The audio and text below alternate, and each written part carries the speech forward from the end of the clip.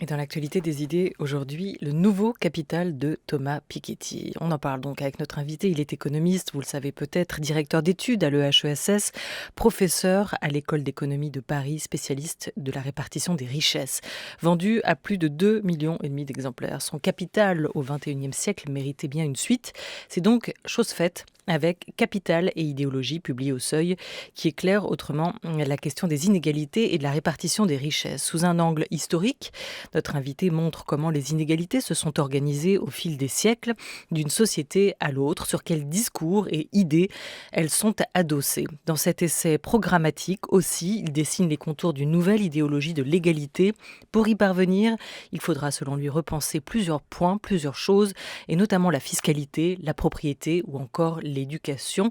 Comment on va arriver à faire tout ça ? On va lui poser la question. Bonjour à vous Thomas Piketty. Bonjour. J'ai lu dans l'Obs, chez nos confrères, que vous trouvez cet ouvrage meilleur que le précédent. Vous avez attendu que 2,5 millions de personnes dans le monde achètent votre capital pour le dire C'est aussi et que pour l'écrire. non, le processus par lequel ce livre s'est diffusé m'a appris beaucoup. D'ailleurs, le fait d'aller voyager dans de nombreux pays que je connaissais mal, de rencontrer des dizaines, des centaines, des milliers de lecteurs, de participer à des débats, ça vous fait réfléchir, et tant mieux, parce que c'est pas... Donc, le premier livre n'était pas un livre clos, celui-là non plus d'ailleurs, c'est quelque chose qui est en mouvement. Il y avait beaucoup de limites dans le Capital au XXIe siècle, c'était très occidentalo-centré, ça n'abordait pas suffisamment la question des idéologies, des croyances, des systèmes de justification de l'inégalité. Et donc, voilà, c'était il y a 6 ans, le livre précédent. Là, j'ai beaucoup travaillé, j'ai beaucoup lu. Et effectivement, si vous n'en lisez qu'un, je pense qu'il faut mieux lire celui-là. Celui-là. Bon, Ouais. alors vous diriez qu'il était imparfait, le précédent, mais que sur le fond, les conclusions, le résultat, ce à quoi vous en arriviez, la logique restait la bonne. Oui, oui et non, non, mais disons, la différence vraiment ici, c'est que j'essaye de me placer dans une perspective qui sort du cadre des pays occidentaux, qui sort du cadre du XXe siècle et des chocs liés aux guerres mondiales, et qui réfléchissent plus sur la différente forme de dépassement de la propriété dans l'histoire, la façon dont la Révolution française tente d'universaliser le droit de propriété, donc indépendamment des origines de chacun, et en même temps aboutit finalement sur un échec, dans le sens où au XIXe siècle, on a en fait une concentration croissante de la richesse, on a une véritable sacralisation de la propriété qui tient lieu un peu de nouvelle religion pour l'organisation des sociétés, avec cette peur du vide, cette peur de la remise en cause des droits de propriété acquis dans le passé, qui conduit à des choses d'une très grande brutalité, comme au moment de l'abolition de l'esclavage, où on va mettre en place, à l'instigation des libéraux comme Tocqueville, la compensation intégrale des propriétaires d'esclaves, hein, et non pas des esclaves, qui eux, on se moque bien de les compenser de quoi que ce soit, mais par contre les propriétaires d'esclaves, il s'agit de les compenser pour la perte de propriété esclavagiste auquel l'abolition conduit, avec un argument fondamental qui est de dire, mais attendez, si on ne les compense pas eux, que va-t-on faire de ceux qui ont vendu leurs esclaves pour acheter des biens immobiliers ou financiers il y a quelques années? Eux, ils pourraient garder tranquillement le fruit de leurs affaires. Donc, on va être obligé de les remettre en cause. Et donc, on va être obligé, de prochain poste, de remettre en cause tout le système de propriété. Donc, comme on ne veut pas ouvrir cette boîte de Pandore, surtout, il faut compenser les propriétaires d'esclaves. Et cette peur du vide, cette peur d'ouvrir la boîte de Pandore, on la retrouve aujourd'hui dans l'espèce de période de renouveau de l'idéologie propriétariste, comme je l'appelle dans le livre, qui a suivi l'effondrement de l'Union soviétique, qui a suivi le tournant réganien des années 80. Et je pense que aujourd'hui comme hier, il y a un risque que cette forme de sacralisation empêche de résoudre les problèmes plus urgents qu'on a à résoudre, climatiques, inégalitaires, sociaux, éducatifs. Et donc, voilà, cette vaste remise en perspective historique des systèmes de justification de l'inégalité, avec ce qu'ils ont toujours de plausible et en même temps de terriblement excessif et de terriblement fragile, c'est, je pense, une des façons dont on peut finalement penser les dépassements à suivre. C'est ce qu'on appelle une idéologie aujourd'hui. C'est un système de justification d'une réalité. C'est un système de justification, mais on aura toujours, enfin toutes les sociétés humaines, tous les êtres humains ont besoin de donner du sens aux sociétés, au monde qui les entoure. Et j'insiste sur le fait que personne n'aura jamais la vérité absolue sur le régime de propriété idéal, le régime de frontières parfait, le régime éducatif ou le régime fiscal parfait. Donc il y aura toujours du désaccord, du conflit idéologique. Et moi je ne prétends pas, avec cette histoire, parvenir à mettre tout le monde d'accord. Ce serait absurde. Simplement, j'essaie de mettre à la connaissance du plus grand nombre, de partager des connaissances historiques, économiques, qui trop souvent se sont autonomisées dans le champ politique, dans le champ des sciences sociales, et qui, je pense, cette autonomisation excessive du champ économique est à l'origine d'une part importante de notre désarroi démocratique contemporain.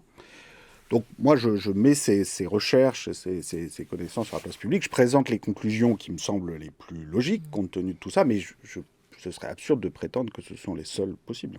Avec le sentiment que ces grands récits aussi nous dépassent, ils sont intériorisés par beaucoup, il n'y a pas pour autant ou forcément une conscience lucide dans la manière qu'on a ou que les dirigeants ont de les reproduire aujourd'hui, mais il est quand même intéressant de voir à qui profite ce système et cette idéologie. Juste pour prendre un exemple, comprendre ce que vous appelez ces grands récits, plusieurs régimes inégalitaires que vous étudiez dans cet essai, et en les recoupant, il apparaît que les inégalités ne naissent pas d'elles-mêmes, qu'elles sont à la fois construites et argumentées. Vous avez donné l'exemple d'un ou deux grands récits dans des sociétés plus anciennes, la société coloniale, mais aussi l'Ancien Régime. On va écouter un extrait d'un documentaire Capitalisme que vous avez peut-être vu, diffusé sur Arte, d'Ilan Zev, où l'économiste Ah Jun-chang, si je n'écorche pas son nom, parle, lui, du travail des enfants. Voilà le plus grand mythe sur le capitalisme. Qu'est-ce que vous entendez réellement par marché libre? Prenons l'exemple du travail des enfants.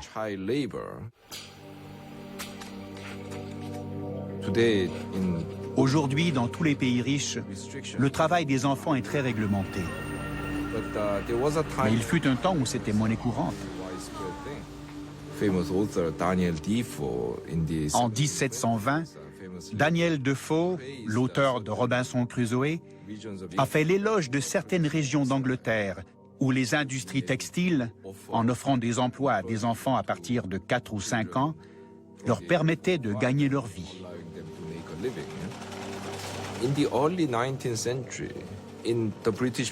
Au début du 19e siècle, au Parlement britannique, un groupe de réformateurs sociaux engagea la toute première tentative officielle pour réguler le travail des enfants.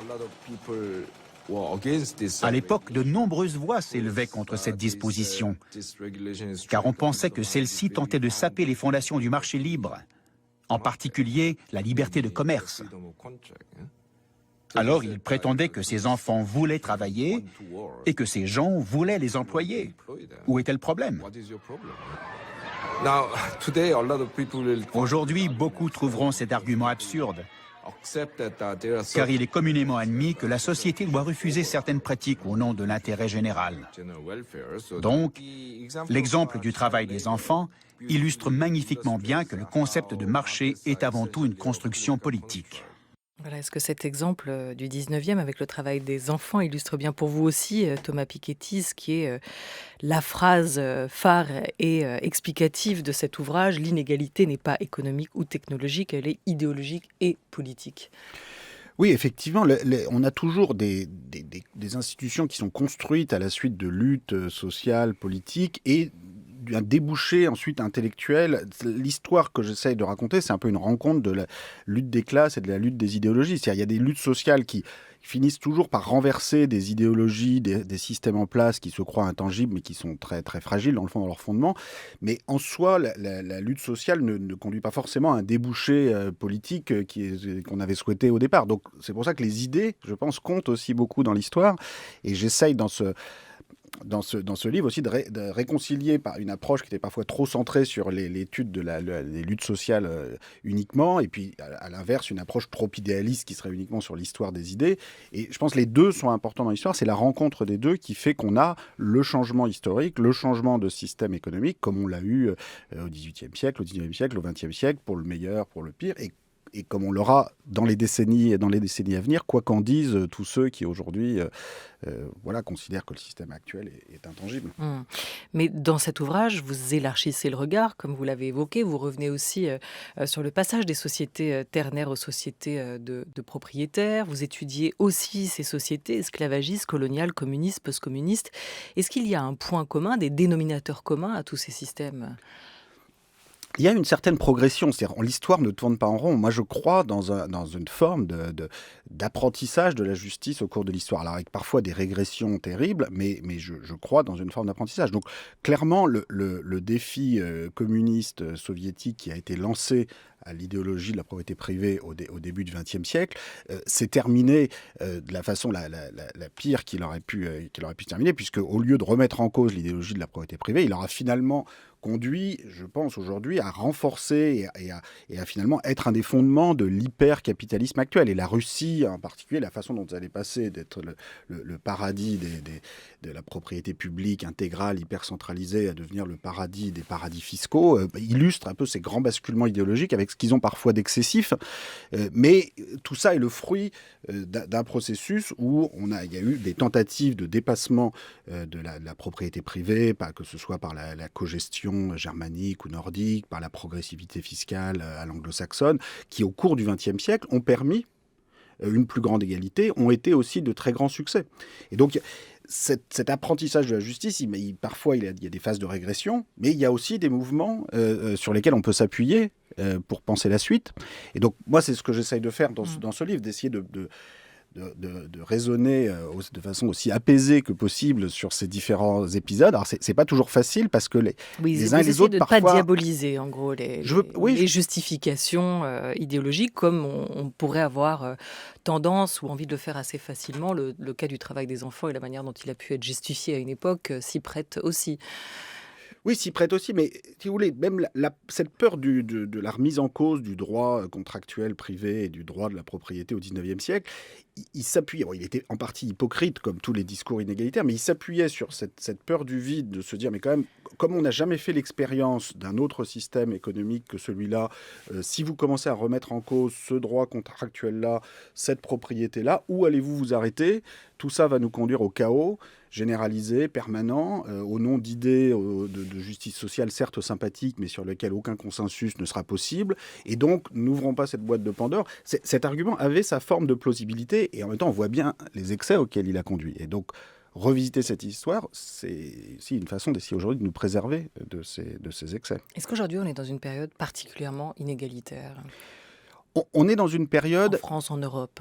Qui est marquée depuis les années 80-90 par un phénomène général de remontée des inégalités, de la concentration de la propriété, qui correspond à une phase qu'on peut appeler post-communiste, post-coloniale, qui est marquée aussi par la décennie réganienne des années 80, qui a tenté d'imposer un nouveau récit dont il est temps de faire le bilan. C'est-à-dire que le récit réganien qui était on va réduire fortement la progressivité des impôts sur les plus riches et ça va dynamiser la croissance, dans l'absolu, il avait lui aussi des atours de plausibilité, il aurait pu être vrai. Mais là, 30 ans plus tard, si on regarde la situation, on voit que ça n'a pas fonctionné du tout. C'est-à-dire que la progressivité fiscale a été très fortement réduite. Dans les années de 1950 à 1990, le taux sur les revenus les plus élevés aux États-Unis était de 75% en moyenne. On l'a abaissé à 35%, donc ça a été divisé par deux. Sauf que la croissance, elle a aussi été divisée par deux entre ces deux périodes. Donc là, c'est très difficile de tirer un bilan positif quand même de ce tournant réganien.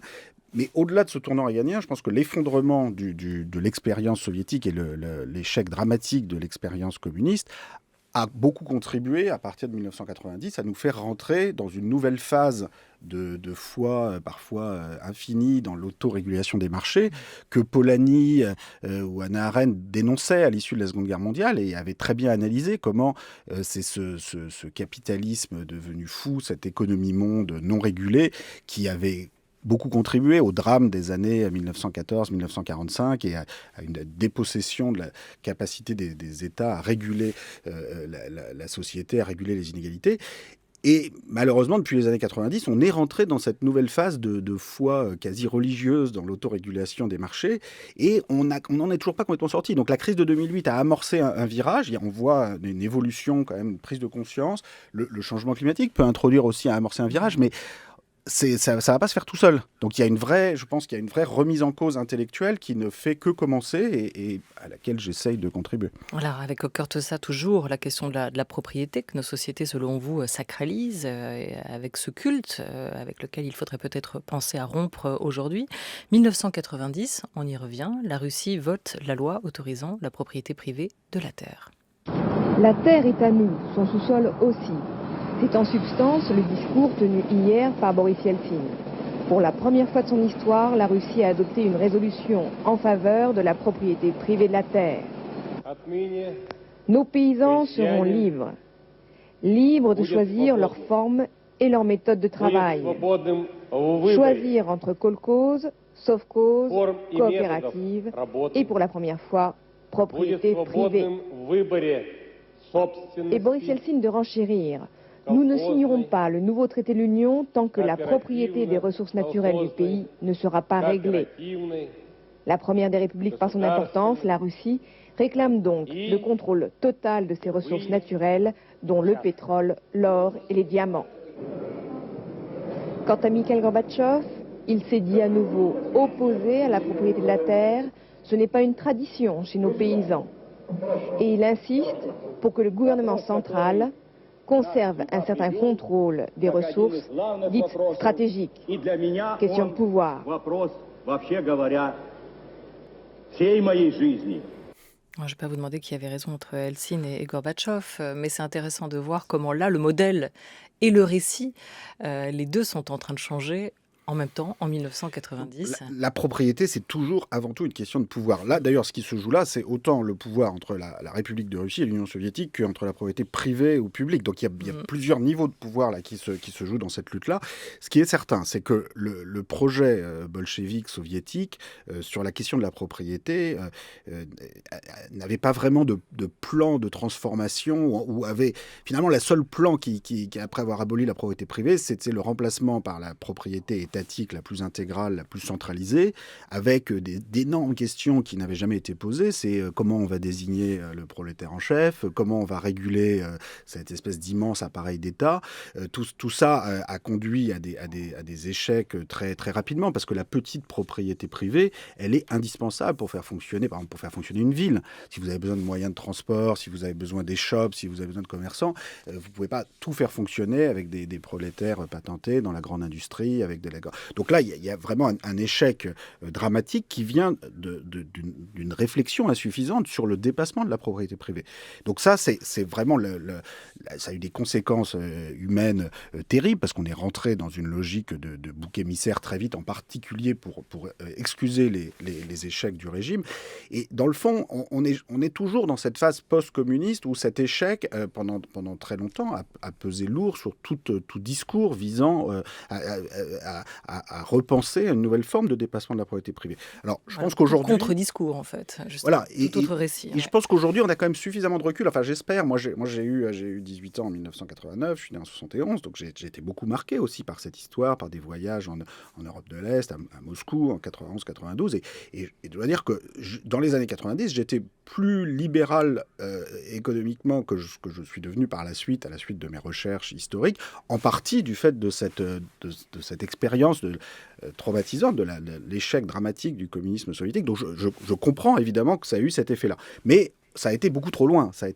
Et la Russie l'incarne parfaitement, puisqu'on est rentré dans le monde des oligarques. On a distribué, pour le coup, les ressources naturelles de la Russie à un petit nombre de propriétaires, contournant complètement le système légal russe, avec des arrangements juridicaux-fiscaux dans toute la planète, en contournant l'idée même d'une souveraineté démocratique, alors qu'on aurait pu choisir une voie beaucoup plus social-démocrate pour la Russie, ce qui a été un peu plus fait en ex-Europe de l'Est, encore que tout est des questions de degrés.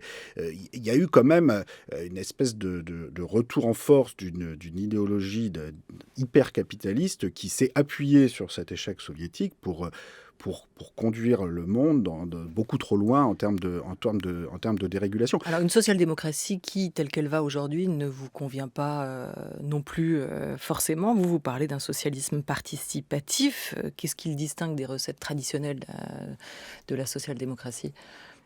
Alors, je crois que, là encore, le retour par l'histoire est utile parce qu'un des reproches qui était fait à la social-démocratie déjà par Hannah Arendt, par Karl Polanyi, après la Seconde Guerre mondiale, je crois reste très, très utile aujourd'hui. Les deux, vous savez, Karl Polanyi écrit son livre en 1944 sur la grande transformation et Hannah Arendt en 1951 sur les origines du totalitarisme. Et les deux ont fui l'Europe, les deux essayent de comprendre l'effondrement des sociétés européennes entre 1914 et 1945.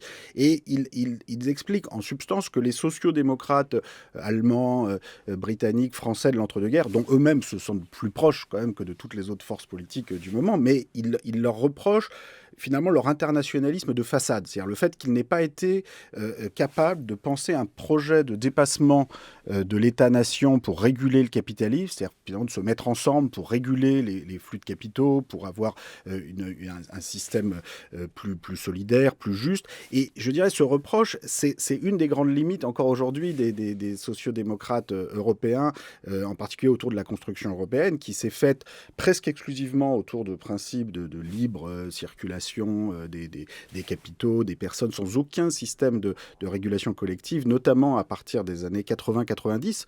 Et l'effondrement soviétique aussi, je pense, a contribué à ce basculement où, dans les années 80, certains continuaient de miser sur les nationalisations comme solution ultime, un peu pour singer les communistes. Et puis, après l'effondrement, là, il y avait plus aucune solution de rechange. Et donc, on est parti dans la libre circulation des capitaux, sans aucune régulation fiscale, sans aucune régulation légale collective, ce qui fait que les États ont perdu beaucoup de leur souveraineté, ne sachant même plus parfois qui possède quoi dans leur pays. Donc ça, ce sont des choix qui ont été faits sur lesquels il faut revenir. C'est-à-dire certains traités devront être remplacés par d'autres, devront être dénoncés. On ne peut pas forcément attendre que tout le monde soit d'accord pour les dénoncer. Il y a des choix difficiles, intellectuels, sur comment on organise la mondialisation, qui n'ont pas vraiment encore été pensés jusqu'au bout. Vous évoquez Karl Polanyi, que vous citez aussi dans cet ouvrage qui a été important dans votre réflexion. On va juste écouter les mots de l'économiste américain Abraham Rothstein, parlant de ses travaux et notamment de son œuvre principale, la grande transformation. Pour moi, la grande transformation fut un tremblement de terre intellectuel. La terre s'est ouverte sous mes pieds. C'était un aperçu étonnant de l'avènement de l'économie de marché, étroitement liée à la révolution industrielle, et qui faisait intervenir un protagoniste jamais évoqué avant. Dans la grande transformation, Polanyi mentionnait cet acteur ignoré de l'économie, à savoir la société elle-même, et non plus uniquement les forces du marché. Ce qu'il voulait dire, c'est qu'avant les temps modernes et l'arrivée de l'économie de marché, la plupart des transactions économiques étaient régies par les règles d'une structure sociale, que ce soit l'Église ou le conseil municipal, ou dans les sociétés tribales, les normes élaborées par les liens de parenté et la coutume. Il voulait dire que dans l'histoire, l'économie était intégrée à la vie sociale. Les normes sociales prévalaient sur l'activité économique. Même grand choc pour vous, Thomas Piketty ? Moi, je recommande vraiment à tous ceux qui l'ont pas lu de lire ce livre de Polanyi, donc publié en 1944, écrit vraiment pendant les années de guerre. Il faut le lire, je pense, avec le livre d'Arendt publié en 1951, qui est aussi écrit dans les années 40. Et les deux, essayent vraiment, on fuit l'Europe, et sont aux États-Unis, et essayent de comprendre, pourquoi la civilisation européenne libérale, fonctionnant effectivement sur le marché réputé libre, la propriété privée réputée ouverte à tous, entre 1815 et 1914, a finalement débouché sur ces monstres, sur cette autodestruction génocidaire des sociétés européennes entre 1914 et 1945. Et pour chacun des deux, c'est d'abord parce que les forces économiques débridées du capitalisme moderne, avec ce qu'elles peuvent avoir de positif en termes d'innovation, les États n'étaient plus capables de les contrôler. et de contrôler leurs conséquences sociales. Et donc, c'est ce désencastrement social de l'économie, c'est le fait qu'on ait laissé les forces économiques s'auto-réguler, qui finalement a conduit à cette perte de contrôle complète de la situation, avec ensuite des idéologies bolcheviques, nazies, colonialistes, essayant un peu de reprendre le contrôle du capitalisme monde avec des projets très hiérarchiques et très autoritaires. Et alors que les forces disons plus démocratiques et plus participatives, n'arrivaient pas à trouver des façons de reprendre le contrôle. Ces livres sont tout à fait actuels et nous disent des choses qu'on a beaucoup oubliées. C'est-à-dire qu'on fait aujourd'hui comme si les drames du XXe siècle étaient indépendants de la question de la régulation du capitalisme, que c'était des drames d'une autre nature. Mais en fait, c'est tout ça. C'était déjà inhérent. C'était clairement très lié ouais. pour tous les observateurs de l'époque et il faut s'en souvenir. Et il faut se souvenir qu'il y a donc peut-être d'autres manières de voir et qu'on pourrait y revenir. En tout cas, qu'on pourrait envisager un renversement de certaines des valeurs qui prévalent aujourd'hui. C'est aussi le sens de cet ouvrage Capital et idéologie, Thomas Piketty, qui paraît au Seuil. France Culture, 13h21. France Culture, la grande table, Olivia Gesbert. Un ouvrage qui a aussi pour fonction d'alerter, si on continue sur cette trajectoire inégalitaire, que peut-il se passer ? Ceux qu'on appelle les populistes apportent-ils les bonnes réponses ou posent-ils simplement les bonnes questions pour vous aujourd'hui, Thomas Piketty ? Je pense que dès lors qu'on abandonne toute ambition d'une économie juste, d'une justice sociale, on laisse la voie à des récits de substitution qui sont des récits reposant sur le tribalisme, le repli identitaire. Voilà, à partir du moment où on explique que vous n'arriverez jamais à avoir une politique permettant de réduire les inégalités économiques, les inégalités entre classes sociales, ça sert à rien d'y penser, de toute façon une seule politique est possible. À partir du moment où vous insistez sur le fait que les États ne peuvent plus rien faire à part contrôler leurs frontières et leur identité, il ne faut pas après s'étonner que tout le conflit politique se focalise là-dessus et que s'engouffrent là-dedans des mouvements xénophobes qui vont tout miser sur ce repli tribal et identitaire comme solution de rechange, comme idéologie de rechange finalement à l'abandon de toute ambition internationaliste égalitaire. Et donc moi je m'inquiète beaucoup de cette montée des tensions en Europe. Je crois qu'après le Brexit, on ne peut plus faire comme si l'Union européenne était une construction qui allait toujours aller de l'avant. On est obligé de prendre en compte. Aujourd'hui, on a une situation de méfiance entre la France, l'Allemagne, l'Italie, les trois principaux pays de la zone euro qui se regardent comme ça en triangle, chacun considérant que c'est de la faute des autres si tout va mal. C'est très inquiétant. On disait déjà un peu pareil après la crise de 2008, que ça ne pouvait pas continuer comme ça et qu'il fallait à un moment ou à un autre oui, mais en fait, voilà ce qui s'est passé. On a pour le coup, on a un peu appris de la crise de 29, c'est-à-dire qu'au moins, au lieu que les banques centrales laissent s'effondrer les institutions financières privées, les banques centrales ont joué leur rôle, ce qui a permis d'éviter le pire, mais ce qui ne permet pas de résoudre les problèmes de fond. C'est-à-dire ça a permis d'éviter que la crise de 2008 se transforme en la dépression effroyable des années 30, mais on ne va pas résoudre tous les problèmes du monde avec des banques centrales. Et donc les problèmes de changement climatique, les problèmes d'inégalité demandent des assemblées démocratiques, ils demandent des systèmes nouveaux d'impôts progressifs sur les émissions carbone, sur la propriété. On a besoin de cette régulation démocratique. Et là, on a un système institutionnel qui est complètement déséquilibré, puisque dans le cas européen, la Banque centrale européenne est la seule institution fédérale puissante, c'est-à-dire qui prend des décisions à la majorité et qui peut agir en cas d'urgence. Et c'est possible qu'on fasse encore appel à elle dans la suite, mais sauf que ça ne va pas résoudre le fond des problèmes qu'on a à résoudre à long terme. Est-ce que vous diriez qu'au cœur aujourd'hui du récit dominant, il y a ces trois mots, travail, effort, mérite, que cette société de la méritocratie dans laquelle on est aujourd'hui entretient par ses discours les inégalités ? Alors, je pense qu'effectivement, une des grandes nouveautés du régime inégalitaire actuel, c'est cette stigmatisation des perdants. En gros, il y a une espèce de confiance absolue des gagnants du système éducatif, notamment du système économique plus généralement, qu'ils méritent leur situation. Et cette culpabilisation très forte des classes populaires, des classes moyennes, on le retrouve dans toute l'histoire du monde, mais là, ça a pris une ampleur particulièrement forte dans la période actuelle. intellectuel, c'est quelque chose d'ailleurs qui avait été très bien vu dans le livre de Michael Young, sociologue britannique, qui publie en 1958 un livre qui utilise pour la première fois le mot méritocratie. Il s'appelle The Rise of the Meritocracy. C'est un récit d'anticipation absolument incroyable. En fait, il vient de s'éloigner du Parti travailliste, dont il trouve que le Parti travailliste, il a participé à la victoire du Parti travailliste en 1945, mais il trouve que le Parti travailliste ne prend pas assez au sérieux la question de l'égalité éducative, et il imagine un récit où en fait petit à petit, donc il écrit en 58, dans les années 80-90, la science se met à décréter que seul un tiers de la population est employable et que les 2 autres tiers vivront de transferts, mais c'est même pas la peine de continuer de les envoyer à l'école. Là-dessus, le Parti travailliste devient en fait le parti des techniciens, et un parti populiste se développe qui est issu en fait des classes les plus modestes de l'ancien Parti travailliste et qui supporte pas trop évidemment d'être traités comme des personnes inutiles. Et finalement tout s'écroule vers 2020-2030 avec une révolte populiste et tout s'effondre. Alors c'est un récit d'anticipation qui est là pour essayer d'alerter ses amis travaillistes de l'époque sur ce qui risque de se passer si on ne prend pas suffisamment au sérieux la question de la justice éducative. Eh bien, cette leçon, elle est très importante pour aujourd'hui, parce que ce que je montre dans le livre, c'est que la réalité a encore dépassé la peur de Michael Young. C'est-à-dire que les partis, comme le Parti travailliste au Royaume-Uni, qui était dans les années 50-60 le parti des travailleurs, des classes les plus défavorisées, sont devenus au fil des temps le parti des plus diplômés. Je pense en partie parce que finalement, ils ont parfois eu tendance à épouser la cause des gagnants du système éducatif et à beaucoup moins se préoccuper de l'ensemble de la société comme elles ont pu le faire dans l'après-seconde guerre mondiale. Et donc là, il y a une remise en cause importante.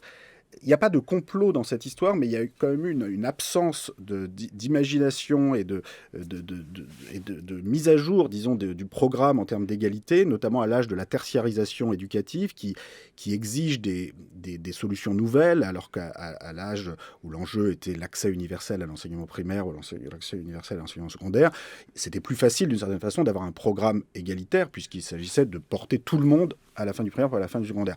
Avec l'accès dans l'âge du supérieur, c'est vrai qu'il y a des défis nouveaux, mais que les sociodémocrates, que les tenants du socialisme démocratique de l'après-Seconde Guerre mondiale n'ont pas su complètement prendre en compte. Et avec le défi post-communiste, les défis post-coloniaux, ça fait partie des raisons de fond qui expliquent, je crois, l'effondrement du système politique gauche-droite de l'après-guerre.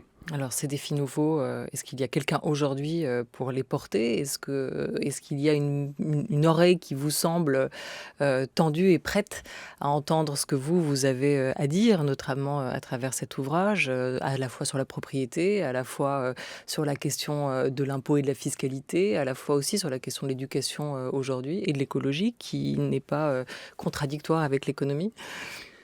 Moi, je m'adresse d'abord à tous ceux qui veulent lire des livres et qui s'intéressent aux idées. Alors, si des responsables politiques lisent des livres, tant mieux pour eux, tant mieux pour nous. Mais je pense que le changement historique, il vient d'abord de l'appropriation la plus large possible d'une volonté de changement. Et donc, moi, je ne cherche pas particulièrement à courtiser tel ou tel prince ou responsable politique. Je cherche surtout à contribuer à une réappropriation citoyenne des connaissances historiques, économiques. Je suis convaincu qu'il est possible aujourd'hui de dépasser le capitalisme et la propriété privée avec un système de propriété sociale et temporaire qui s'appuie sur ce qui a marché de mieux finalement au cours du XXe siècle. Donc la propriété sociale, c'est notamment la cogestion germanique, nordique, le partage du pouvoir au sein des entreprises. Parce que la vous êtes propriété pas partie d'une temporaire. page blanche, pour écrire tout ça. Oui, vous avez revu des expériences qui avaient déjà fonctionné. La propriété temporaire, c'est l'impôt progressif à 70-80% sur les plus hauts successions, sur les plus revenus, qui a été appliqué aux États-Unis pendant une dizaine d'années, et ça correspondait aux périodes de plus forte croissance de l'histoire du pays. Et bon, je sais que c'est très difficile d'avoir des débats sereins sur ces questions, c'est-à-dire les gens s'énervent très vite dès qu'on en parle, mais voilà, l'histoire peut nous permettre de se réapproprier notre avenir sur toutes ces questions. Merci beaucoup Thomas Piketty. Capital et idéologie vient de paraître au Seuil.